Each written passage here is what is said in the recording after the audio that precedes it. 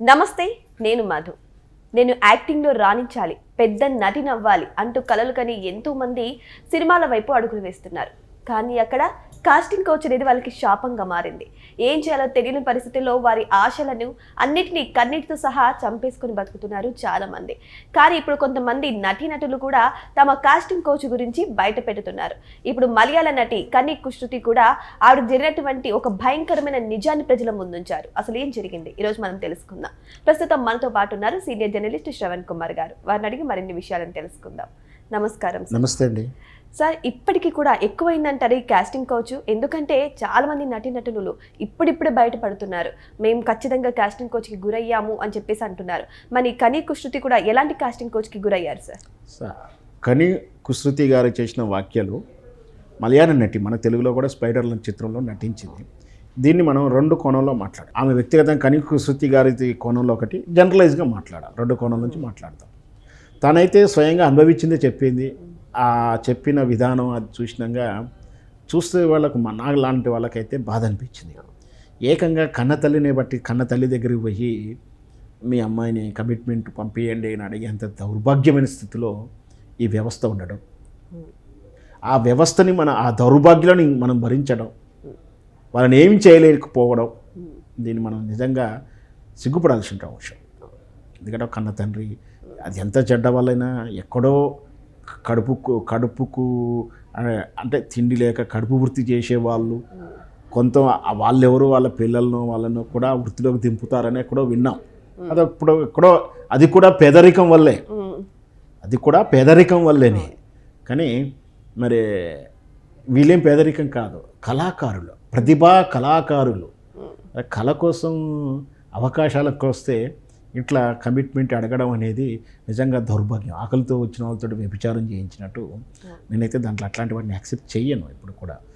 అయితే ఇక్కడ ఏంటి అంటే ఈ సమస్య ఈ మలయాళ ఆర్టితోటే కాదు, ఈ రోజుది కాదు, ప్లస్ ఇంకొకటి ఓన్లీ ఈ సినిమా వ్యవస్థలో సినిమా పరిశ్రమలకు దరిద్రం కాదు ఇది. ఈవెన్ సో బెగ్గర్లు దాంట్లో బెగ్గర్ వ్యవస్థకి వెళ్ళినా కూడా లేదు, కార్మికుల వ్యవస్థ వెళ్ళినా, ఏ రాజకీయ పార్టీలకు వ్యవస్థలు అయినా, నిన్నగాక మనం చూస్తున్నాం కూడా తెలుగు రాజకీయాల్లో వైరల్ అవుతూ ఉంది. అంతమంది కూడా మీకు పార్టీ పదవులు కావాలంటే పలానా వాళ్ళని మచ్చిక చేసుకోవాలని అనడాలు. అంటే ఈ పురుషాధిక సమాజంలో ఇవి ఉన్నాయి. అయితే అక్కడో ఇక్కడో కూడా ఈ స్త్రీలే పురుషులని ఆ విధంగా మోసాలు చేసి వాడుకున్న వార్తలు కూడా కొన్ని ఉన్నాయి. సరే, వాటికి ఎక్కువ లేవు కాబట్టి మనం అందులోతు వెళ్ళకుండా ఇప్పుడు ఈ హీరోయిన్ గారిని అంత అడిగితే వాళ్ళ మనోవేదన ఎంత ఉందో ఒక్కసారి ఆలోచించుకున్నాం. ఏ డైరెక్టరో ఏ ప్రొడ్యూసరో అడిగాడు కదా, వాళ్ళ కూతురునో వాళ్ళ భార్యనో వాళ్ళ చెల్లెనో ఎవరన్నా తను ఇండస్ట్రీకి తీసుకొస్తే వాళ్ళు ఎలా అడిగితే ఏం సమాధానం చెప్పగలుగుతారు? ఇష్టపూర్తిగా స్నేహపూర్వకంగా లివింగ్ టుగెదర్లో వాళ్ళకి నచ్చి మీకు నచ్చి అర్థంతో ఏదన్నా చేసుకున్నారంటే సరే, ఎవరు కూడా పట్టించుకోరు. కానీ లేదు మీకు అవకాశం రావాలి అంటే నా దగ్గరికి రావాల్సిందే, మా ప్రొడ్యూసర్ దగ్గరికి రావాల్సిందే, మా ఫైనాన్సర్ దగ్గర రావాల్సిందే, మా హీరో దగ్గర రావాల్సిందే అనే ఈ సాంప్రదాయం ఏదైతుందో నిజంగా సిగ్గుపడాల్సిన విషయం. అవసరానికి వచ్చే వాళ్ళు వస్తే వాళ్ళు శృతి తప్పు, వాళ్ళు అంటే క్రమశిక్షణ తప్పు, వాళ్ళు చెడ్డ మార్కులు వస్తే మీరు నీతులు చెప్పాల్సింది పోయి మంచి సత్సాంప్రదాయంతో వచ్చి మంచి లక్ష్యంతో వచ్చి పరిశ్రమ అంటే నాలో ఉన్న టాలెంట్ నేను చూపించుకోవాలంటే ఊరిలో ఉన్నప్పుడు వాళ్ళ హీరోయిన్ కావాలనుకున్నప్పుడు మదిలో ఈ చెడు ఉందని, ఇండస్ట్రీ ఇంత చెత్త ఉంటుందని దూరంగా ఉన్నప్పుడు తెలియదు. వచ్చిన తర్వాత ఎంత బాధపడతారో. మన తెలుగు చిత్రంలో చూపించారు కదా, హీరో ఖడ్గం చిత్రంలో కూడా వ్యవస్థ ఎలా ఉందో అనేది. అట్లాంటి వ్యవస్థ ఉందని ఆమె బాధపడుతుంది. నిజంగా కూడా మనం సిగ్గుపడాల్సిందే. వీటికి కఠినమైనటువంటి చట్టాలు ఉన్నాయి, వ్యవస్థలు ఉన్నాయి. కాస్టింగ్ కోచ్ గురించి స్పెషల్ అవేంటది డిపార్ట్మెంట్ లెక్కన తెలుగు పరిశ్రమలో కూడా ఉన్న స్పెషల్ టీమే పనిచేస్తుంది అది. బట్ అయినా సరే అది అందరికీ కూడా కళ్ళుండి చూడలేనటువంటి కబోధ ధృతరాష్ట్రుడి పాలనలో ఉన్నాం. ఒకసారి కొందరికి ఇంకా చెప్తే బాగోదు కానీ అంతకులకే విచారణ అధికారులు ఇచ్చినట్టు కాస్టింగ్ కౌచ్ పాల్పడ్డ వాళ్ళే ఆ టీంలలో ఉండడం. ఇక మనం వాటి గురించి ఏం మాట్లాడలేము. సో పాపం ఆ హీరోయిన్ గారైతే తెలుగు చిత్రాలు కానీ ఎక్కడ కూడా అలాగే ఉంది. మలయాళం కాదు, ఏ పరిశ్రమలో ఉంది, రాజకీయ పరిశ్రమలో ఉంది, ఎక్కడికి వెళ్ళినా ఉంది. సో వాటి నుంచి ఎలా బయటపడాలనేది ఇప్పుడు మనం అవును. ఒకటి నీకు టాలెంట్ ఉంది, టాలెంట్ మాత్రమే నమ్ముకోండి, మ్మ్. అవకాశాలు అవే వస్తాయి. ఇంకా గుడ్ విల్ ఏంటంటే దేవుడు మెలిచి చేసి మ్మ్. ఇప్పుడు ఒకనాడంటే సినిమా తప్పించి ప్రత్యామ్నాయం లేదు, అవును. కానీ ఇప్పుడు హ్యాపీగా సోషల్ మీడియా ఉంది, అవును.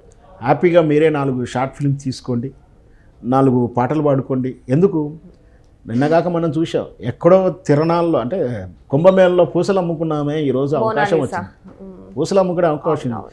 ఎక్కడో బిచ్చగత్తె బతిస్థిమితో సరిగాలని బిచ్చగత్తె హిందీ పాట పాడితే ఆమెని అవును. సింగర్ చేశారు.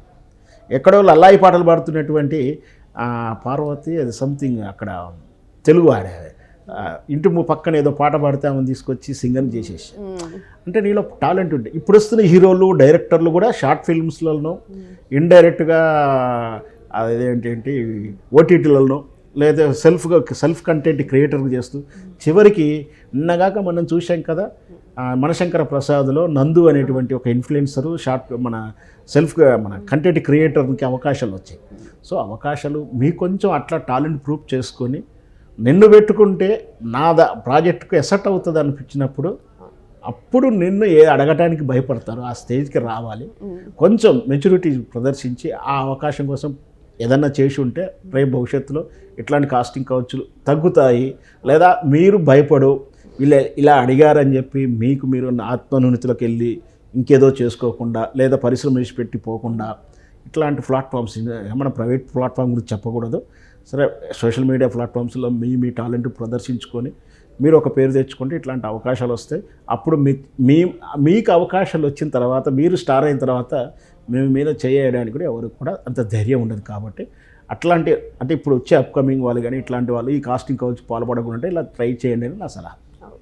నిజంగానే, ఎందుకంటే టాలెంట్ ఉన్న వాళ్ళు కేవలం సినీ రంగంలోనే కాదు, టాలెంట్ నిరూపించుకోవడానికి ఎన్నో రంగాలు ఇప్పుడు సిద్ధంగా ఉన్నాయి. మీ టాలెంట్ని మీరు నిరూపించుకుంటే అవకాశాలు వెతుక్కుంటూ వస్తాయి. అందుకని తప్పడడుగులు వేయకండి, జస్ట్ వేచి చూడండి, అన్నిటికీ కాలమే సమాధానం చెబుతుంది. Thank you so much. Thank you sir.